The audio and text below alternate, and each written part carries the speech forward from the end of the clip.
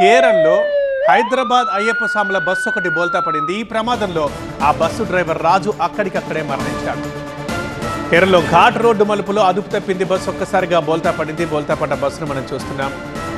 తీవ్ర గాయాలతో డ్రైవర్ రాజు అక్కడికక్కడే మరణించాడు. మొత్తం 30 మంది ప్రయాణికులు ఉన్నారు, స్వాములు ఉన్నారు. వారికి గాయాలయ్యాయి. కొట్టాయం ఆసుపత్రికి తరలించారు వారిని. కొట్టాయం నుంచి శబరిమల వెళ్తుండగా ఈ ప్రమాదం జరిగింది.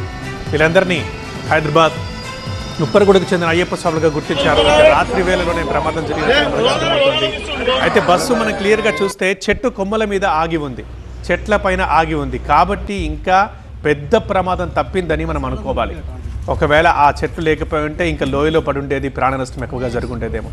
కానీ దురదృష్టవశాత్తు ఆ బస్సు డ్రైవర్ రాజు అనే వ్యక్తి అక్కడికక్కడే మరణించాడు. ఇక మిగతా 30 మంది స్వాములకు గాయాలు పాలయ్యారు. దగ్గరున్న ఆసుపత్రిలో వారు చికిత్స పొందుతున్నారు. బస్సుని ఒక క్రెయిన్ సాయంతో బయటకు తీసినట్టుగా మనకు అనిపిస్తోంది.